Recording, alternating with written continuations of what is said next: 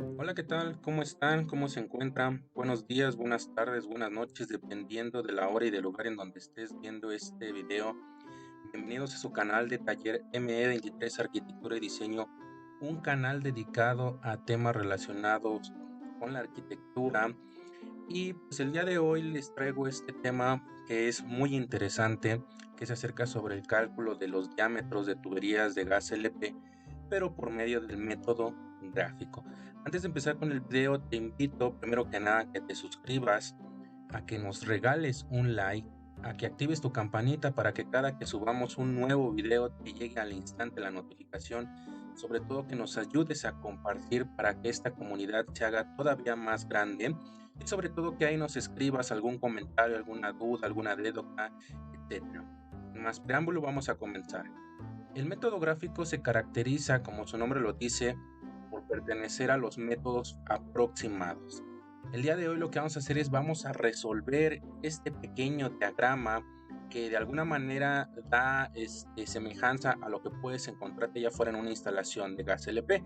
Claro, es muy usual realizar proyectos mediante isométricos. Sin embargo, eso no quita a un lado que este sea un ejercicio que nos pueda dar un panorama de cómo utilizar el método gráfico. El método gráfico está conformado, en este caso, por 5 líneas. La línea de color azul es sobre las longitudes que tenemos en estos tramos, ¿no? Como por ejemplo, estamos viendo que el tramo FG tiene 1.50, el tramo EF tiene 10 metros. Esas longitudes en metros las vamos a ubicar sobre esta línea de color azul. La línea de color anaranjado para nosotros es la más importante porque en ella vamos a encontrar el resultado de caída de presión por centro. Muchos autores lo manejan como delta P. En la línea discontinua es una línea nada más de referencia que nos va a servir sobre todo a ubicar el punto de referencia, o hay autores que le conocen como punto pivote. La línea de color magenta es una línea que nos va a permitir identificar de acuerdo a números el factor de tubería al cual vamos a estar eligiendo, si es tubería de media pulgada, si es tubería de 3/4, etcétera, etcétera. Y la línea de color verde es para ubicar los consumos nominales de nuestros aparatos que funcionan con gas LP. Bueno, pues este ejercicio lo vamos a resolver por medio de tubería en temple flexible para aquellos lugares de acuerdo a la norma que nos dice que debemos de dotar de flexibilidad.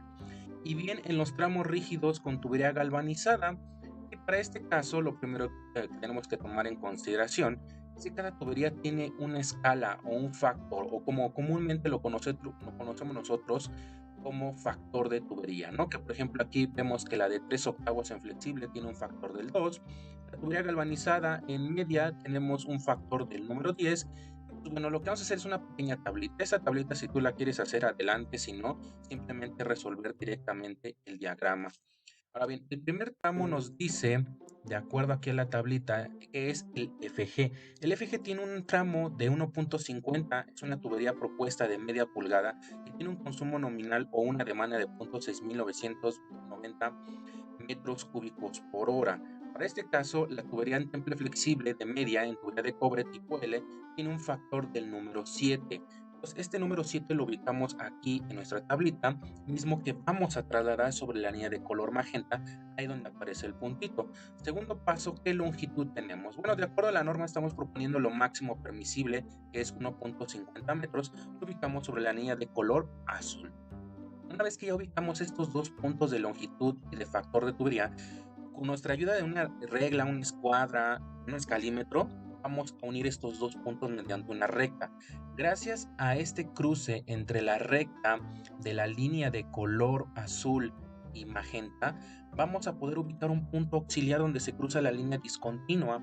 Ahí le ponemos un puntito. El siguiente paso es ubicar el consumo, en este caso del calentador instantáneo es de 0.6990 metros cúbicos, lo trasladamos sobre la línea de color verde. Ahí donde ubicamos este puntito, con ayuda de nuestra regla escuadra, lo vamos a unir junto con el punto auxiliar mediante una recta. Sin mover nuestra escuadra, regla o nuestro instrumento de medición, vamos a hacer que esa línea se siga prolongando hasta que cruce la línea de color naranja.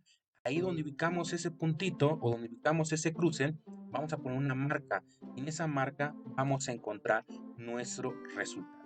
Si se dan cuenta, es una metodología muy sencilla y algo que hay que destacar de este método es que A diferencia de la fórmula del doctor William Paul, es que los consumos no los elevamos al cuadrado, los tomamos directamente del consumo nominal de nuestro aparato de consumo. Vamos a resolver el siguiente tramo, en este caso es el EF. Es un tramo que tiene 10 metros, se está proponiendo con tubería de 3 cuartos, y aquí ya vamos a emplear tubería galvanizada. La tubería galvanizada tiene un factor en 3 cuartos del número 14.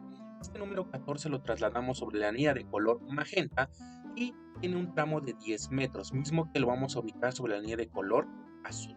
Ahí donde ubicamos estos dos puntos los unimos mediante una recta y hemos encontrado sobre la línea discontinua el punto auxiliar.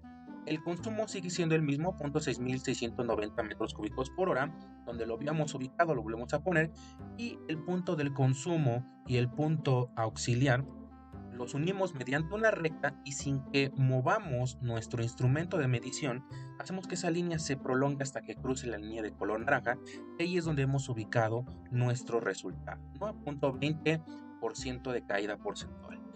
Tramo HI igual lo estamos proponiendo con una tubería de media pulgada, temple flexible, tubería de cobre tipo L, que corresponde a un factor del número 7, mismo que lo vamos a trasladar sobre la línea de color magenta y de acuerdo a la norma 1.50 como máximo.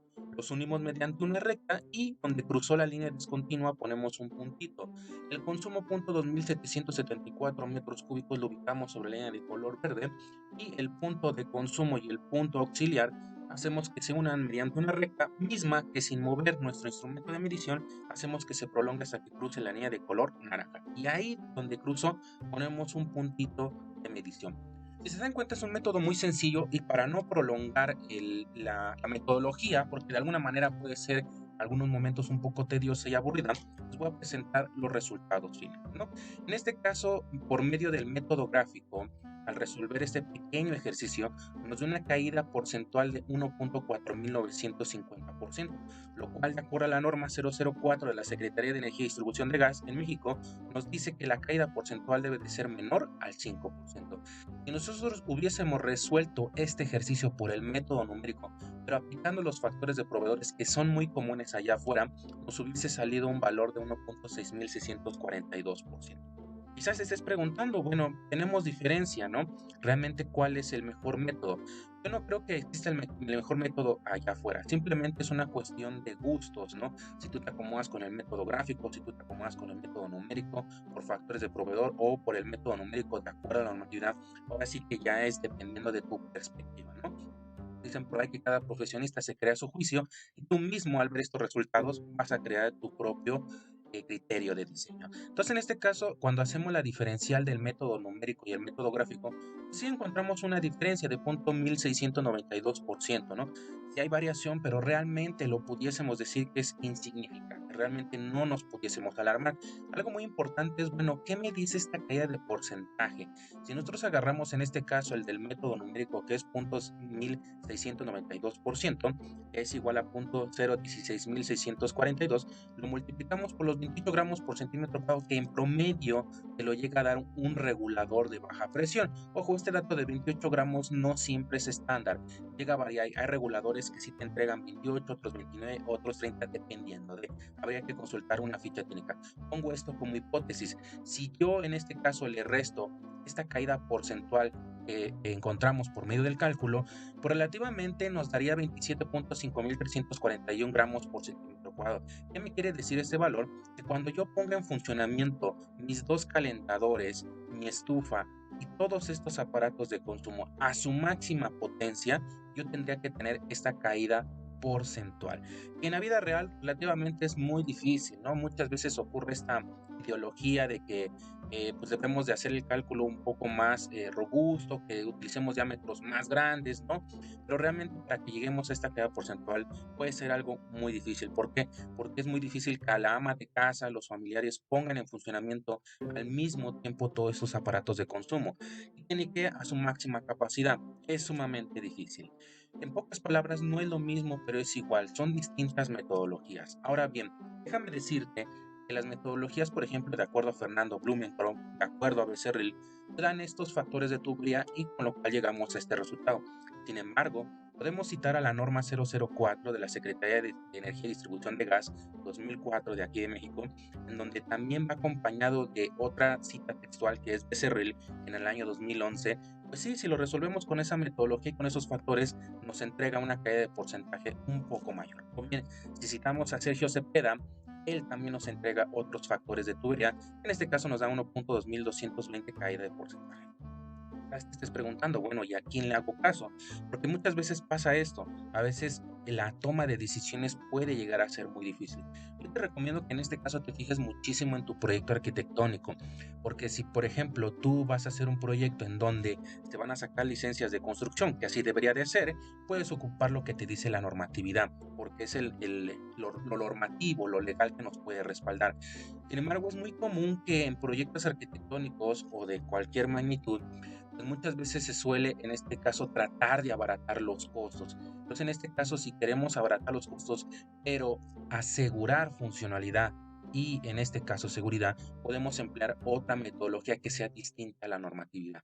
Algo que tiene la normatividad es que al tener coeficientes o factores muy elevados, te obliga a utilizar diámetros de tubería muy altos.